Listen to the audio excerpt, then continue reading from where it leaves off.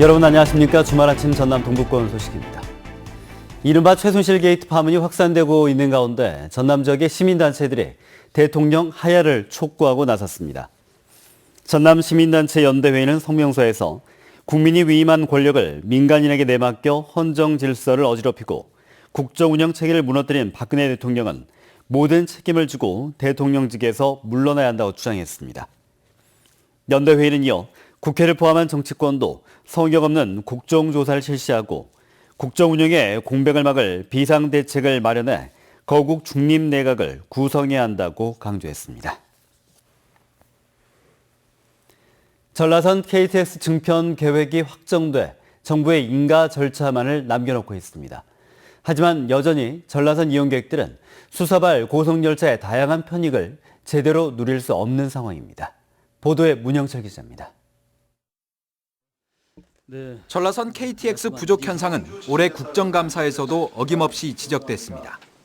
하루에 10번밖에 안 가요. 근데 적어도 KTX면 1시간에 한 대는 좀 가도록. 최대한 정편이 이루어지도록 저희들 최대한 노력해 보겠습니다. 국토부는 선로 배분 심의위원회를 열고 전라선 KTX 운행 횟수를 하루 왕복 14차례로 확대하기로 했습니다. 이에 따라 전라선 KTX 배차 간격은 지금보다 30분 정도가 줄어들 전망입니다. 최종적으로는 국토부 인가가 나야 되기 때문에 인가는 다음 주 중에 저희가 요청을 할 것 같고요. 하지만 지역의 요구사항이었던 수서발 고속열차 운행은 요원합니다.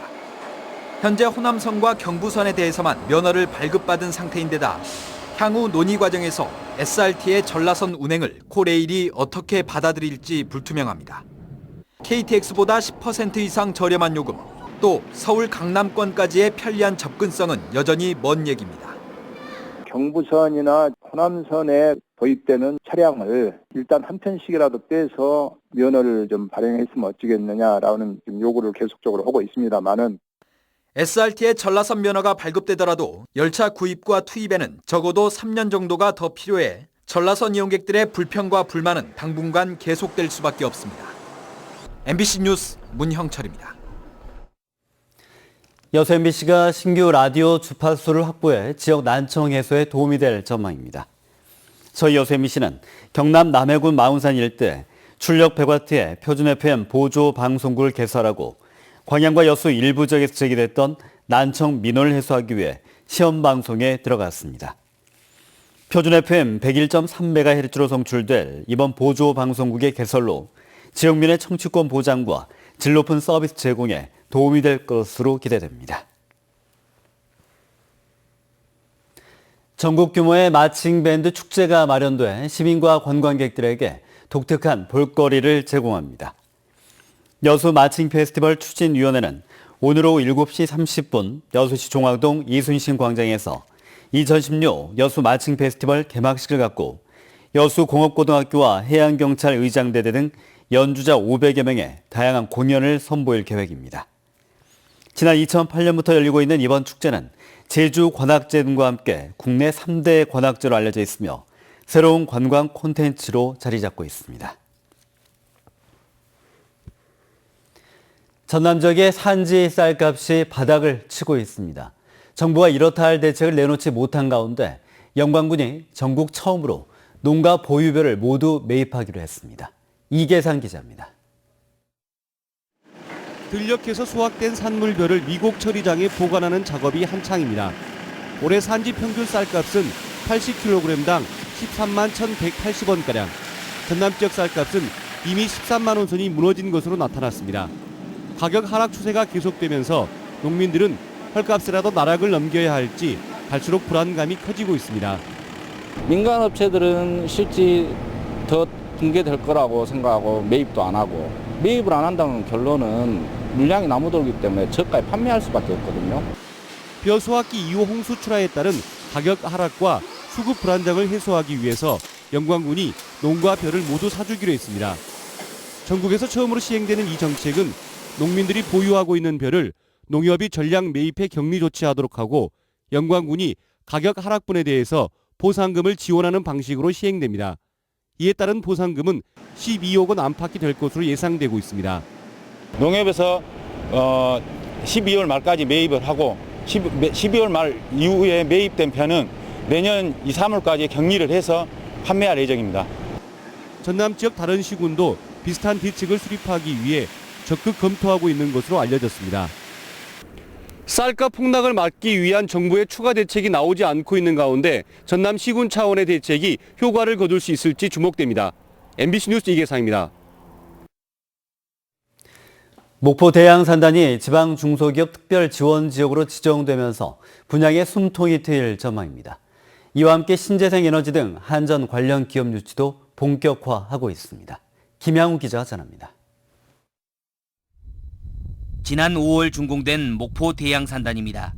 공장 건설을 끝내고 본격적인 가동에 들어간 업체들이 늘고 있습니다.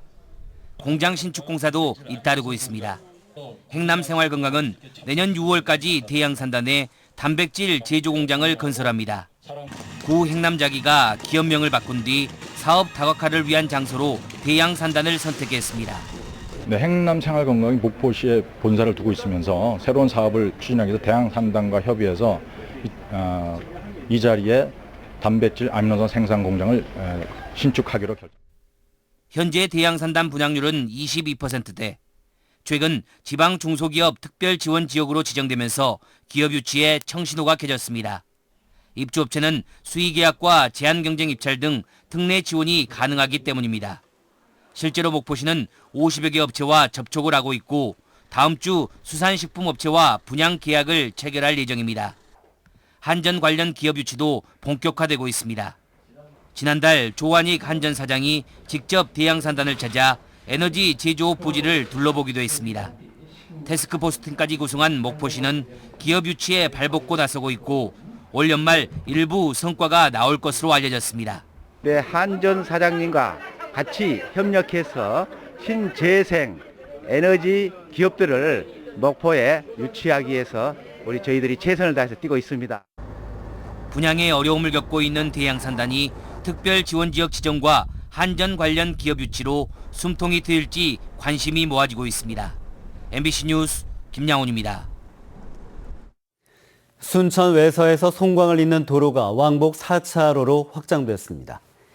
익산지방국토관리청은 순천 외서에서 송광까지 4.3km 구간에 대한 왕복 4차로 확장 공사를 마무리하고 오는 31일 오후 2시부터 차량 통행을 시작한다고 밝혔습니다.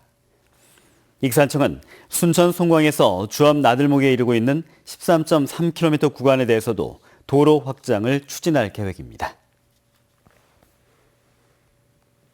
순천시의회가 앞으로 의원들의 업무 추진비 집행 내역을 공개하기로 결정했습니다. 순천시의회는 조만간 운영위원회 회의를 통해 순천시의회 업무 추진비 사용 및 공개에 관한 규칙을 제정하고 내년 1월부터 의원 업무 추진비 집행 내역을 공개하기로 했다고 밝혔습니다. 이번 결정은 최근 업무 추진비의 부적절한 집행으로 악화된 지역 여론을 되돌리고 신뢰 회복을 위한 것으로 분석됩니다. 순천시의회는 또 최근 논란이 됐던 의원 해외 연수 계획을 전면 백지화한 데 이어 임종기 의장도 영국 그린 애플 어워즈 시상식에 참석하지 않기로 했다고 덧붙였습니다. 광양 특산물인 백운산의 토종 복분자가 한국인삼공사에 공식 납품됩니다. 광양시에 따르면 농업회사법인 햇살 담은 토종 복분자는 최근 한국인삼공사와 내년부터 3년간 8톤의 복분자 미숫가를 납품하기로 계약을 맺고 3억 원의 농가 소득이 기대됩니다.